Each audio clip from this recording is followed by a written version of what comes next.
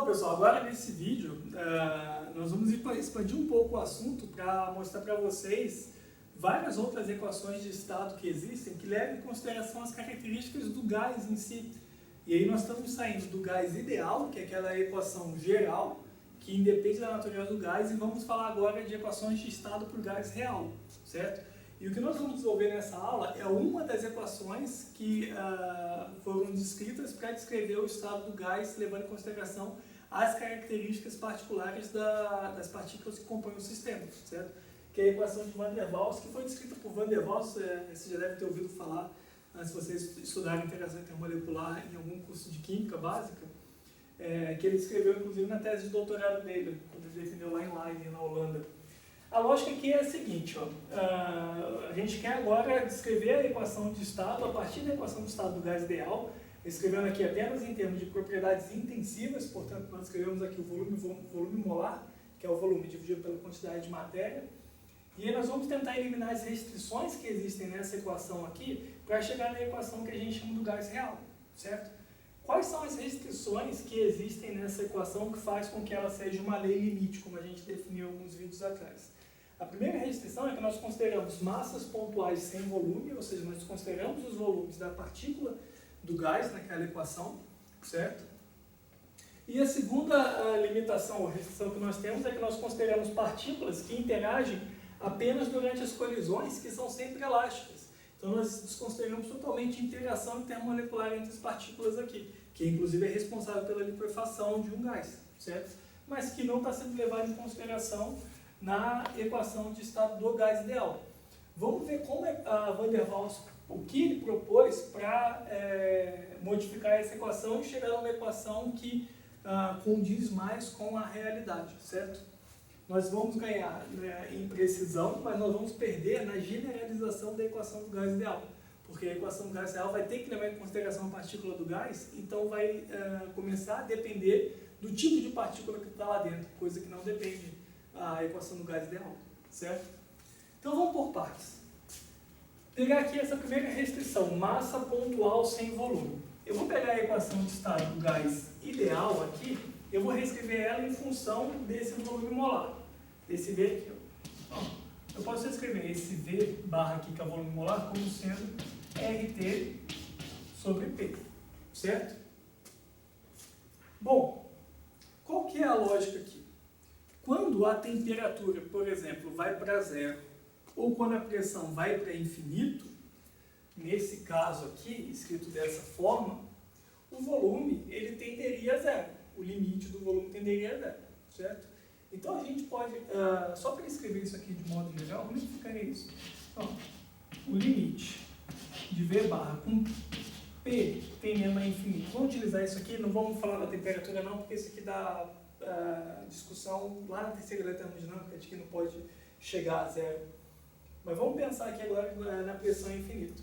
Escrito dessa forma aqui, se P tende a infinito, isso aqui vai tender a zero, certo? Só que a gente sabe que as partículas que compõem o sistema, ela tem volume, essas partículas têm volume, certo? Então, na realidade, essa equação aqui ela não pode tender a zero. Ela tem que tender a um termo que é finito e positivo, certo? Uma constante que depende do tipo de gás que está ali. Então, a primeira eliminação de restrição que nós temos aqui é fazer com que esse limite tenda não a zero, mas sim a um valor que eu vou chamar de um B minúsculo aqui positivo, que é o que a gente chama de volume molar das partículas de fato, certo? Ou seja, é o volume que um mol daquelas partículas ocupa, certo? Considerando que não há espaço entre elas, mas sim o volume, já que matéria ocupa um lugar no espaço, é exatamente esse B aqui, nessa descrição. Então, adicionando a esse termo aqui, essa equação ela pode ser reescrita como sendo RT sobre P mais B, certo? Que aí, quando esse termo for para zero, o volume molar vai sobrar esse termo aqui que é positivo e finito. Ou eu posso reescrever a pressão ali, se eu for isolar a pressão aqui, como é que vai ficar? Vai ficar RT sobre volume molar menos B, certo? Eu passo esse termo para cá subtraindo, e eu passo o P para cima e esse termo para baixo. Vai chegar nisso aqui, certo? Então aqui a gente está eliminando a primeira restrição que considerava que o gás é composto por massa pontual que não ocupa volume. Esse gás ocupa um volume de fato no espaço e esse volume é representado por essa constante B aqui, que obviamente vai depender do gás. Cada gás vai ter um valor de B diferente entre si, certo? E veja bem que, comparando com a equação do gás ideal, esse termo B aqui, ele atua aumentando a pressão do sistema com relação ao ideal, certo? Então veja que quando a pressão ela começa a ser muito alta, o volume começa a ficar comprimido, esse termo passa a ser importante. E aí, nessa situação, quando esse termo é importante, quando o volume é pequeno, esse termo passa a ser importante, a equação do gás ideal não vai corresponder ao dado experimental. Por que isso ocorre? Se o V é muito grande, se o V for muito grande, essa soma aqui vai ser aproximadamente V. O V barra aqui, considerando o volume molar. Se ele for muito grande, eu vou poder desconsiderar esse termo, que é um termo finito. E aí eu vou ter a equação do estado do gás ideal, certo? Mas quando eu começo a falar de V muito pequeno ou pressão muito alta, daí eu tenho que começar a levar em consideração esse termo aqui. E aí eu tenho a correção, levando em consideração que eu tenho massas pontuais que ocupam o volume no espaço, certo? E aí está eliminada essa primeira restrição. Vamos agora ver como que a gente pode intuitivamente eliminar essa segunda restrição aqui. Então, ó, imagina que, tentar desenhar aqui na forma de um sistema, que eu tenho um sistema gasoso, certo? O que é a pressão do sistema? A pressão, ela é devida à colisão das partículas do sistema com a parede, certo? Que aí vai ter uma força, pelas leis de Newton, inclusive a gente consegue calcular isso, que a gente vai fazer em alguma aula, inclusive isso aí vai gerar pressão. Mas imagina, vamos supor que eu tenho duas partículas lá no sistema e que estão viajando, certo? Então assim, ela está viajando nessa direção aqui, vai colidir com a parede, vai gerar uma força, por conta da variação do momento dela, vai gerar uma força e essa força sobre a área vai me dar a pressão ali, certo? Só que, se ela está andando livremente aqui, sem interagir com as outras partículas do sistema, ela vai ter uma velocidade tal que vai colidir e vai gerar uma força. Mas se eu começar a considerar a interação entre as partículas, interação intermolecular que seja, interação de Van der Waals, inclusive daí veio o nome, ou aquelas ligações de hidrogênio, ou de polo, que a gente já viu, já estudou bastante lá nos cursos de química básico. Então é lógico da gente pensar intuitivamente que essa interação intermolecular vai fazer com que a força na variação do momento durante a colisão seja menor do que se ela estivesse livre. Intuitivamente pensando nada quantitativamente aqui. A lógica é que esse termo aqui, então, ele vai gerar uma componente que tem o efeito de reduzir a pressão considerando o gás ideal. Porque o gás ideal, eu não tenho essa interação intermolecular. E aí ele vai ter uma pressão dada pela equação do gás ideal que a gente viu antes. Quando eu começo a considerar essa interação aqui, essa interação vai gerar uma pressão real que é menor do que a pressão do gás ideal. Certo? Porque eu vou ter esse gás puxando o outro contrário ao movimento dele. Pensando bem intuitivamente isso, certo? E isso ocorre tanto para um quanto de um para o outro. Então tem que levar em consideração aqui que é um termo quadrático na realidade. Então tem que, de certa forma, naquela equação que nós escrevemos ali de RT sobre V menos B, adicionar um termo nessa equação que faz com que essa equação ela tenha uma pressão menor do que desconsiderando esse termo, que é o gás ideal. Certo? Então, eu vou ter que subtrair aqui um termo que vai ter uma constante referente a um gás qualquer, certo? Então, assim, cada gás vai ter uma constante A, que é relacionada à interação intermolecular, mas é bom da gente perceber também que essa constante também ela vai ser menos perceptível quanto maior for o volume para uma mesma pressão. Porque imagina que eu mantenho para uma mesma quantidade de gás, desculpa.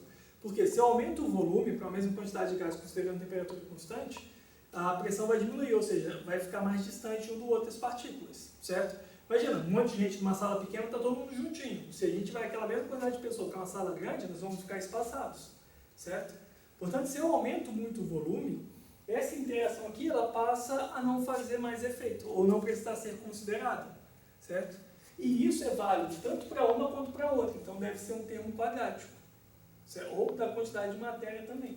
Portanto, aquele termo A lá, ele tem que ser dividido pelo volume molar, que está relacionado a isso, né? Eu diminuo a quantidade de matéria ou aumento o volume, eu vou aumentar o volume molar, só que ao quadrado, porque isso vale tanto para um lado quanto para o outro, tanto para uma partícula quanto para outra, certo? Porque esse termo deve ser multiplicado. E aí agora nós adicionamos um termo que de fato reduz a pressão com relação ao gás ideal. A equação escrita daquela forma, deixa eu escrever ela inteira aqui.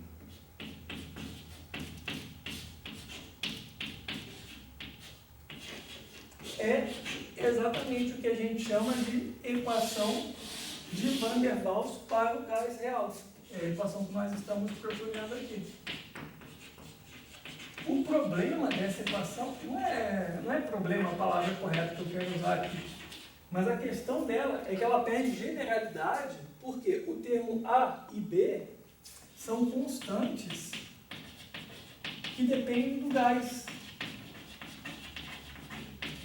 Então veja que quando eu uso a equação do gás ideal, ou seja, que A e B é igual a zero, no gás ideal A e B são igual a zero, e eu vou reduzir P, vai ficar RT sobre V molar, de fato, esse termo vai sumir, esse termo vai sumir, eu não vou ter nada aqui que depende do tipo de gás que está lá. Então eu posso aplicar essa equação do gás ideal, independente se eu tenho nitrogênio, hidrogênio, oxigênio, argônio, qualquer gás. Eu posso aplicar diretamente a equação, independente do gás que tem lá. Quando eu começo a utilizar a equação do gás real, daí eu tenho que saber os valores de A e B para um determinado tipo de gás que está lá. Então perde generalidade. Eu preciso de uma tabela de valores de A e B para poder aplicar essa equação diretamente, certo? O interessante de notar é a ordem de grandeza dessas constantes. Por exemplo, o B ele tem ordem de grandeza de 10 a menos 6 metros cúbicos por mol. Por mol menos 1, ou seja, bem pequenininho. Enquanto que o A tem ordem de grandeza de 10 a menos 3 Pascal metro a sexta mol a menos 2. Porque está ao quadrado, né? Por isso que aparece a unidade daquela forma. Então veja que de fato, quando eu tenho pressão baixa ou volume alto, esse termo aqui pode ser desconsiderado. Ou também, quando eu tenho temperatura alta, eu vou poder desconsiderar esses termos aqui, porque se a temperatura for alta, esse termo aqui vai ser muito alto, o volume também vai aumentar, porque o volume e temperatura são diretamente proporcionais, eu vou poder desconsiderar esse e esse. Então, a equação de estado, como eu falei, a equação de estado do gás ideal, ela pode ser usada, de fato, quando eu tenho situação de grandes volumes, de alta temperatura. Mas quando eu vou para uma situação em que a pressão é muito alta, o volume é muito pequeno, as partículas estão muito próximas umas das outras, aí eu vou ter que levar em consideração esse termo A e esse termo B. E aí, uma das primeiras equações que nos mostraram como podemos utilizar isso é exatamente a equação de Van der Waals, certo? Mas tem até algumas situações em que esses dois efeitos se anulam, porque, de novo, com relação ao gás ideal, esse termo B ele tem o efeito de aumentar a pressão, certo? Porque ele está no denominador aqui. Então, com relação ao gás ideal, ele tem o efeito de aumentar a pressão. E esse A tem o efeito de diminuir a pressão com relação ao gás ideal. Então, tem algumas condições que eles deveriam ser utilizados, mas eles mesmos se anulam entre si. E aí, nessa situação, o que volta a existir, a poder ser utilizado? A equação do estado do gás ideal, PV igual a RT, ou NRT, se o V molar lá for V sobre N, certo? Bom, esse vídeo aqui eu queria mais mostrar para vocês mesmo algumas possibilidades de variação da equação de estado do gás ideal para nós analisarmos processos mais próximos da realidade. Como eu falei, essa é uma, tem várias equações de gás real que existem, são modelos científicos, e a gente já discutiu o modelo em algum momento, nossa disciplina, o que significa um modelo científico, tem que ter discernimento para utilizar ele, mas é interessante a gente entender como que isso pode ser feito, e isso foi mostrado aqui, beleza?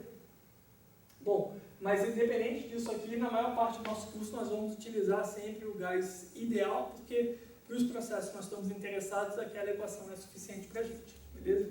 Até a próxima.